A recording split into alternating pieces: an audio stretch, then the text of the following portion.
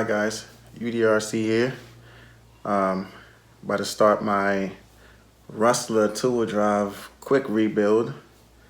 Hopefully once I build it, she's back together and not much unforeseen damages, but got my parts in, got my new shocks.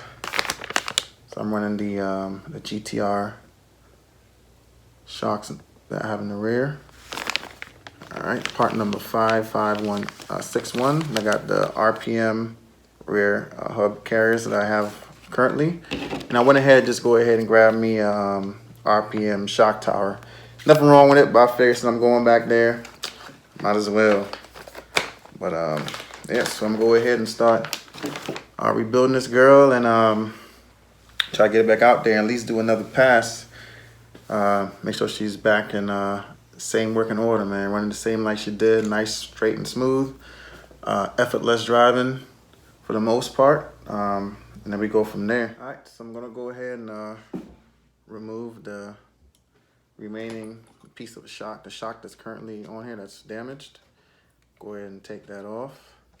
Got the top of the shock off. And then I'll take the rest of it, the bottom one, piece that's still stuck in the control arm. I'm going to take that one off as well. Place it with that. I'm going to put the spring, the shocks doesn't come with a spring, so I have the old spring undamaged, and I'm going to put that back on the new shock as well. I'm going to move on to removing the shock tower. I love these rustlers and slashes. Well, one, you can get parts everywhere. They're easy to work on, and they're just fun. You know, doing this stuff, I might as well just spoil myself a little bit and get some RPMs for this girl. She deserves it. Like I always tell my, oh, drop the screw. I always tell my friends, I don't really upgrade things until I break them, but this is just something I wanted to do. Y'all hold tight real quick, I gotta find the screw I just dropped. All right, just found it, guys. We're back in business.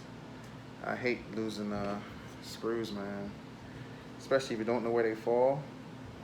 It's a problem. So what I normally do is I listen. I don't try to look because by the time you look, it's probably already a done deal.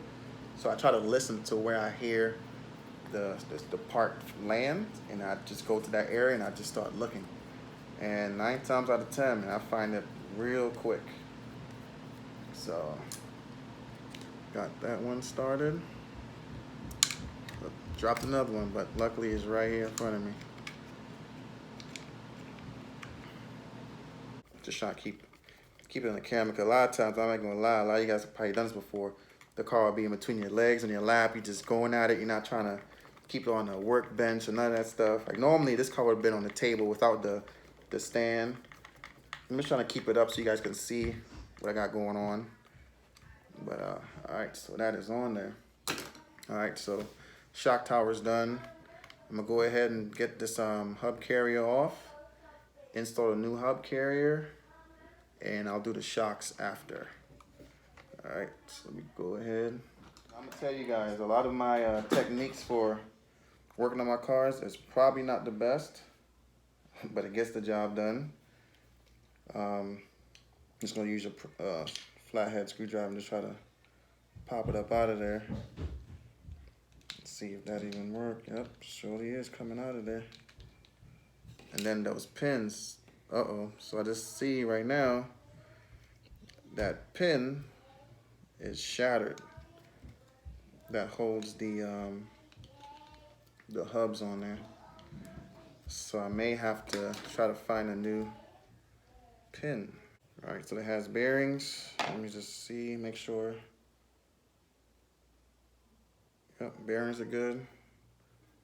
Rolls free. No grinding. All right, so let me pop this old bearing out. All right, got that out of there. This is old. All right, let me see if this bearing is good. All right, yep, she's in good shape. All right, so go ahead and get the new hub carriers, RPM, part number 80382. I got the bearing installed on the new one, new hub carrier. All right.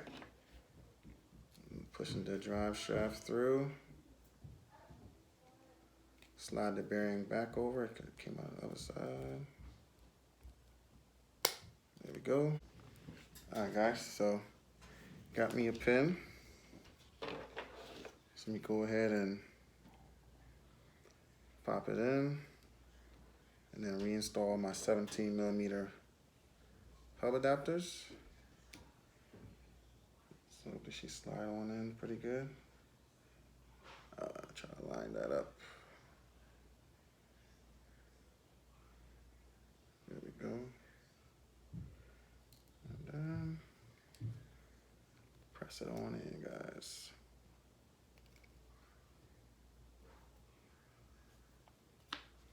There we go. Just right on. So we go ahead and put the adapter nut back on there. And then we should be all good to go. Alright, got my Loctite.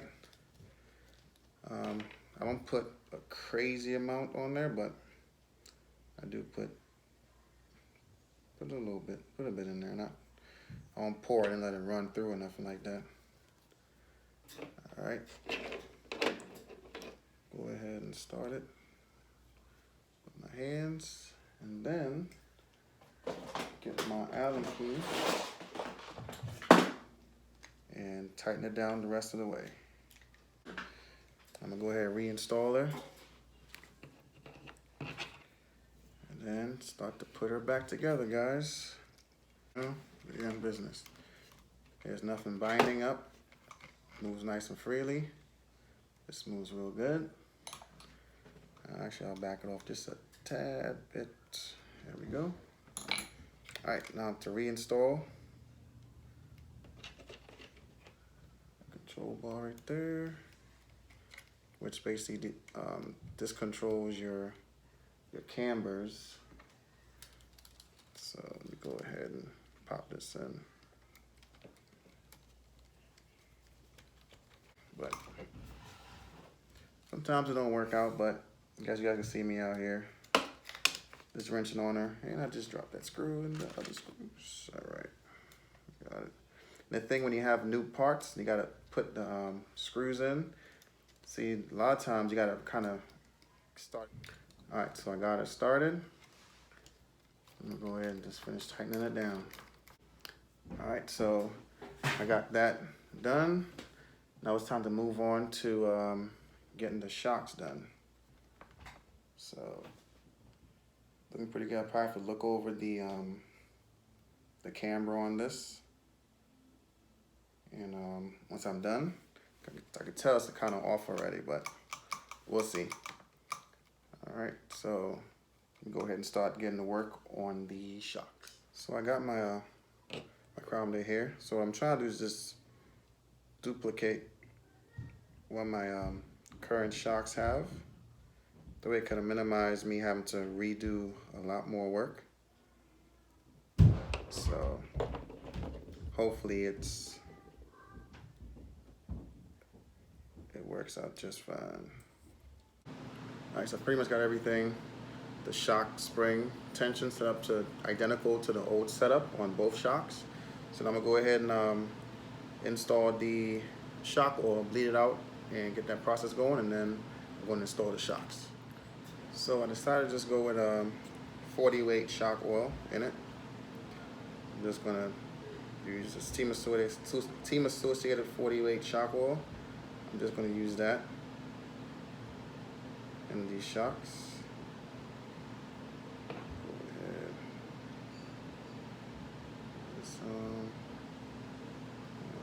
Try to get the bubbles out. I'm gonna let this sit for a little bit.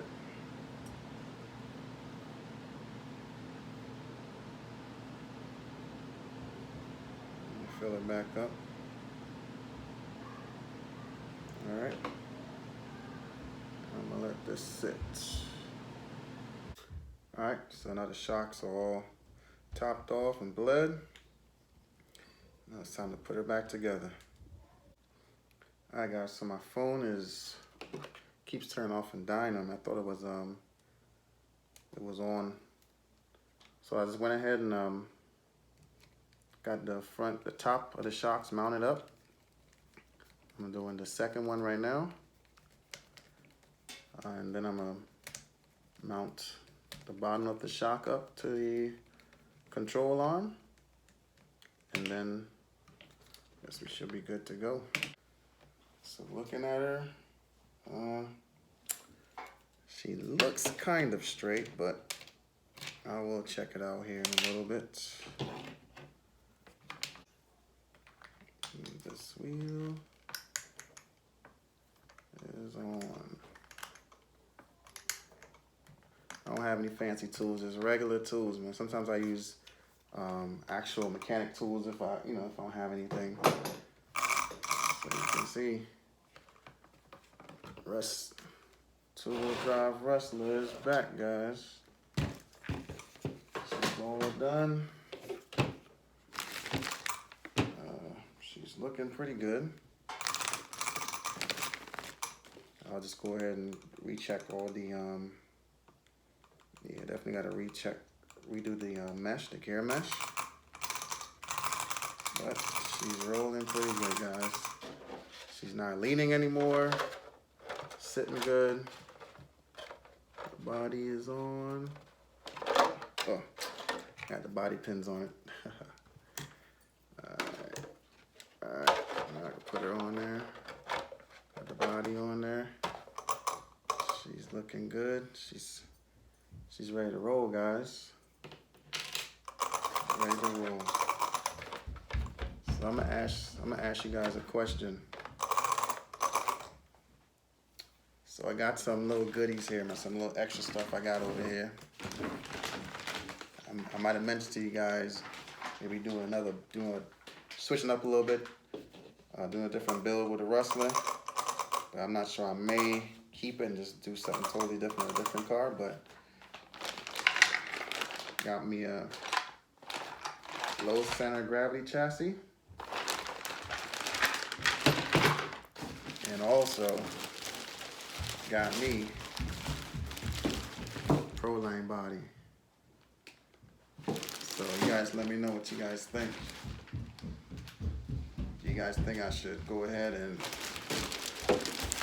convert the Rustler after I do my successful pass with her, because she's running good?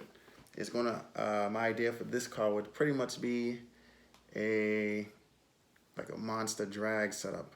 I'm basically gonna take everything from here and throw it on there. It's gonna be the same GRPs, everything, just unbolt and bolt onto that slash chassis. I may do drag tires, but I don't think it's gonna hold up. But like I said, I already have a drag car, got a DR10. I could definitely do something that could, do the motor and stuff like that with that car. That would be pretty cool. But I love the Rustler. I love the way it look. I really don't want to switch it up like that, but that crash had me thinking, like, man, I could do, just do a nice monster drag car with it. See if I could get the drag car going with this same setup. Going pretty good. I'll probably do a drag setup on 3S, no more than the current 4S. I think 6S might be a little too much for the drag car, plus with the weight and everything. So y'all let me know what you think. You want to see me try to do that monster drag with this Rustler setup? Basically just overhaul everything from here and throw it into a low center of gravity chassis and just see how that goes, or just keep Rustler where she is and then just build a whole different car. All right, appreciate you guys for watching. And you guys be safe out there, and look forward to the speed run video of this. Just basically running it, making sure she's doing what she normally do. I appreciate it. Thank you.